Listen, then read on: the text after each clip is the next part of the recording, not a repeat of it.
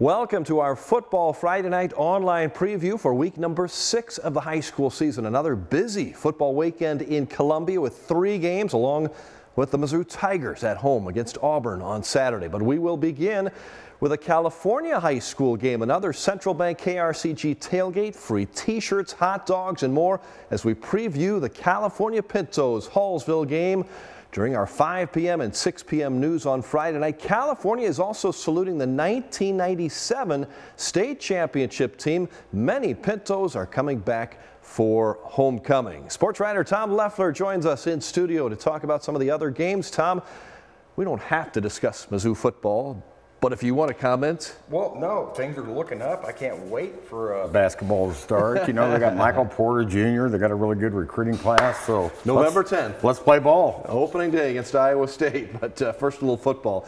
Well, much better season for the Rockbridge Bruins in Columbia, a team that Barry Odom used to coach after his playing days at Mizzou. Tom, the Bruins are 4-1, coming off a 41-9 win over Hickman last week. They will host the Jeff City Jays this week. They're coming off a bad loss to St. Louis University High. Yeah, Rockbridge is really, this is a team on the way up, meeting a team on the way down, because last year when the Jays were better than they are this year, nobody would disagree with that.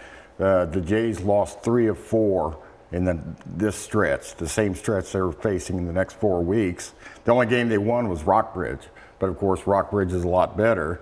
Then they got CBC, Rockhurst, and Battle. So they're looking squarely in the face of a 2-7 regular season. Speaking of 20 years of California, it was 20 years ago the Jays won their last state championship. That's right. After they won their 10th in a 21-year span. So in the last 20, this is not a very good way to celebrate it. No, it's not. So you're looking at a possible 2-win season. Oh, yeah. And that is not something Jay fans are used to at all. I remember one with Tony Grosso, right? Yep. Tony had some tough years when the talent was down, and the talent's taken a little dip this year also, but they play hard for the most part. They're just not very good. And a tough schedule too. You add that to it, week in, week out. They are playing. You know, they played the best team in Arkansas. They played, Kirkwood, best team in Missouri, or defending state champs at least. They got CBC. You know, but they want to posture themselves as one of the best programs in the state. Well, you got to play those teams. You got to beat them once in a while. All right, back to Rockbridge. This team really is for real. They had the one hiccup, just a 6-point loss to Lee Summit, I think it was. But other than that, they are on a roll. And this is a big turnaround when you consider they just won a couple of games last year. I think they won 2 games the last 2 years. And it's really, what they've done is remarkable and good for them. Like I said, this is a team on the way up. Tough chance for the Jays, any chance for the Jays to go up there and pull off the upset. There's always a chance. It's a football game, right? There's always a chance. That's why you play the game. But I'd give them maybe a 10% chance. But I'd be surprised, though, if they didn't finish the regular season 2-7. Wow. And that's sad to say, but that's where they're at. Elias Crusaders back in Columbia for a 2nd straight week after losing to Battle 40-7. The Crusaders will face Father Tolton. Both teams come in at 2-3. Elias 2 wins against subpar teams this week. They should have a pretty good chance to beat Tolton, who has certainly improved in a lot of ways. But this is a game Elias should take control of. I'd say it's a coin flip game. You know, nobody really expects them to go up to Columbia and beat Battle, but they really weren't competitive. They got outgained 2-1. Tim Rulo, I think, knew he was up against it and went on gamble on some 4th downs, 3 4th downs, didn't make any of them, and it led to 3 Battle touchdowns. They just, you know, if it wasn't for a late touchdown, that averted the shutout, but they really got dominated in that football game. All right, we'll have more on Battle coming up in a moment with Tony Mullen. Homecoming week at Blair Oaks High School, where the Falcons will host Southern Boone Friday night. Blair Oaks still unbeaten, 5-0. They're number 1 on a prep power poll, 2nd in the state. They beat Hallsville on the road last Friday, Tom, but it was 18-6. Not a whole lot of offense. Any reason for concern? No, none at all. You know, first, Hallsville's better. And second, you know, the freshman quarterback might have had a sophomore jinx, you know, for Blair Oaks' second game after being so good in his first game. And he was good enough to win, obviously. And that could have been kind of a trap game because you had Eldon, the big Walker, battle of the Walkers, Terry and Steve down at Eldon. And Southern Boone, which has developed into a pretty nice rivalry for Blair Oaks. So Hallsville maybe was that that trap game in the middle of those two big games. Yeah, you brought up Southern Boone. They're 3-2 now. Got a wild 55-51 win over Osage last Friday night in Ashland. And you bring up that rivalry. I talked to some folks in Ashland the other day, and I asked them if Hallsville is still their arch rival. Yes, but Blair Oaks is right behind. They got this one circled too. You got 1 and 1A for Southern Boone, and Blair Oaks. Southern Boone has gotten better in the last 2 or 3 years. Blair Oaks has still beaten them the last 3 meetings between 3 and 5 touchdowns. So, Blair Oaks should take care of business, and I look for them to play better than they did last week against Hallsville. Yeah, be an interesting game, though. Pretty good game. I look for Southern Boone to certainly give them maybe their best effort of the season, because Southern Boone's got a lot of talent there, too, and they work hard. Tom, what's coming up on Leffler's Link? Well, I will be out at Wardsville for that Blair Oaks Southern Boone game, and I'll be at Lincoln. There's some other team playing in Columbia, but I'm going to skip that one wait till basketball season. All right. Oh yeah, Mizzou or M-I-Z-P-U. Yeah. But I'm also efforting a story on Blair Oaks softball. Blair Oaks football is not the only really good team in Wardsville. They're really, really good. They are. At the time of this taping, they'd won 15 straight after starting the season 0-2 with a pair of one-run losses. They're awfully, awfully good. Yeah, Sharon Bush-Jost might be one of the best coaches in any sport in our area. You bet. They have a heck of a program. Yep. Well, we talked about the Rockbridge Bruins off the top of our Football Friday Night preview. They remain #1 in the Prep Power poll for the Mid-Missouri Big Schools. Battle is second. The Spartans got back on the winning track with a big win over Helias last Friday night. Back on the home field this weekend to host Hickman. The Cupies are still winless on the season at 0-5. Tony Mullen joins us, and you were at Battle last week, Tony, and have watched this program closely over the past few years, midway through the season. Your thoughts on Battle High School? They're not record-wise what they have been, but they're still awfully, awfully good. Yeah. They had the one tough game offensively against Rockbridge. They were shut out in that game. The other 4 points, they're averaging 48.5 points per game. So we wondered going into the year, how's the offense going to be? Outside of one game, it's been pretty darn good.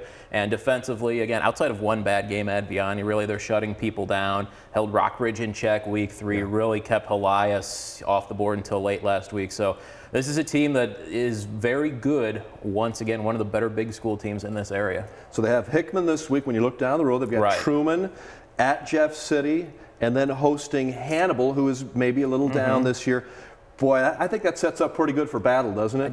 If I look at those 4 games, I would think they'd probably win all 4 of those games. Maybe they get a slight test, one of those last 2, Jefferson City or Hannibal. Possibly, yeah. It's possible, but I still think they end up winning out 7-2 going into districts. And, their district's okay. It's not, the greatest of districts. Smith Cotton's the #1 seed as of right now. They're undefeated, but that's a district I think Battle could really run through, and who knows? They just keep winning games in the postseason. They have since they started. So Smith Cotton 5-0 as you mentioned, 5-0 right now. Yeah, but they haven't played anything like Battle. They have not played the competition that Battle has, and Battle again a couple tough games down the stretch here too. Yeah, Hickman. This is a story we talked about all season long. They really looked pretty good the first 2-3 games of the season. We thought they'd be more competitive with the new head coach, but boy, they have really turned back to not playing so well the last couple of weeks. Taking it on the chin, 49-7 against Helias 2 weeks ago, and the defense went crazy in that game for Helias. We remember that one. And then, Rockbridge, a very good team, 41-9. So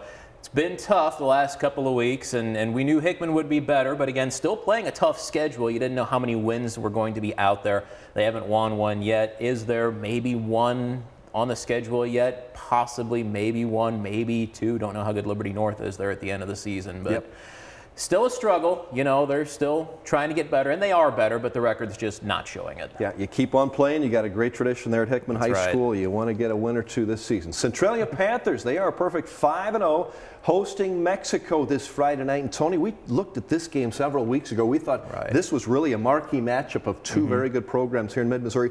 May have lost a little luster with Mexico's loss to Boonville last week. Maybe a little bit, yeah. I don't think Mexico's going to be very happy. That's the thing. This Bulldog team's probably going to come out pretty darn mad. Centralia, this is the one obstacle standing in the way of them having a perfect regular season. You know, That's they've played each yep. of the last 3 years, Mexico and Centralia. Mexico's won all 3 of those games. And Mexico, a bigger school too, so it's not surprising that, you know, maybe they'd have a little bit of an advantage there. But, you know, this Centralia team, I mean, as we've mentioned, they do what they do. They're very good, and this will be a good test, I think, for them, and a good test for Mexico too, to see if they can bounce back after a disappointment losing on homecoming last week to Boonville. And Tony, we both remember when Centralia went through those years without losing any games in the regular season. So this would be remarkable if they can get this one and get another undefeated regular season. But you're right, by putting Mexico on the schedule, that toughens up that regular season, doesn't it? It does, but that's okay if you play a couple of tough regular season games. Helps get you ready for the stretch and get you ready for the postseason. So you take a loss here and there,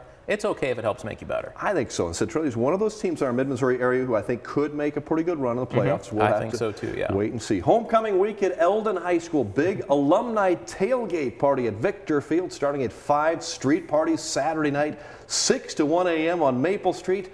Oh yeah, in between they've got a football game. And it's Warsaw, Tony. They know how to schedule the homecomings at Eldon. That's who you play on homecoming if you can. No offense to Warsaw, who, hey, Warsaw's 3-2 right now. You give Warsaw some credit. They're a little bit better. But Eldon, this is not a game Eldon should lose by any stretch of the imagination. The schedule, the rest of the year sets up, Eldon could potentially run the table and finish 8-1. Big game week 8 at Eldon when they host Osage. That's going to be a fantastic football game. I don't think Blair Oaks is slipping up anywhere, but if Blair Oaks does happen to lose a game maybe over the next 2 weeks, which is the best possibility for them, you know, maybe the winner of that game could potentially share the conference title. Isn't that interesting? So Osage at Eldon, and then I think Eldon has to go to Hullsville, I think, to finish out. So which that'll be a tough game, but I would think Eldon would win that game. Yeah, so really a good season for Shannon Jolly and the Eldon Mustangs. Pretty impressive. Homecoming week at North Callaway, the Thunderbirds. This is another really impressive team in our area. They're 4-1. They host Wright City. Then they play at Van Far, Bowling Green, and host Montgomery County. You got to take them one at a time. But Tony, this looks like a T-Bird team that could maybe finish, what, 8-1 heading into the districts. Coming off a 7-2 record a year ago. That's pretty impressive, isn't it? And they have just rolled right along. The win over South Callaway a couple of weeks ago was huge, I think, for that program to get over the hump. They lost 7 in a row, I believe, to South Callaway, 6-7, somewhere in that neighborhood. But that was a big hurdle for them. They got over that one. Yeah, these last 4 weeks, maybe they get a little bit of a game out of Wright City. I don't know. Wright City gave Southern Boone a good game week 2. And then they got killed by South Callaway week 3. So, you know, I don't know about Wright City, but, you know, going to Bowling Green. Bowling Green's usually a decent program, maybe a little bit down this year. But, yeah, I don't see a game on that schedule that North Callaway loses, at least on paper. Yeah, it's great to see North Callaway have this success, and our good friend Jerry Schoppenhorst, you know, he takes all the stats and calls us, and he's got more stats to talk about this year than he's had for a while, hasn't he? And he still has plenty of jokes, too. That's right. We're not going to tell those on this. Some of them we can't, so.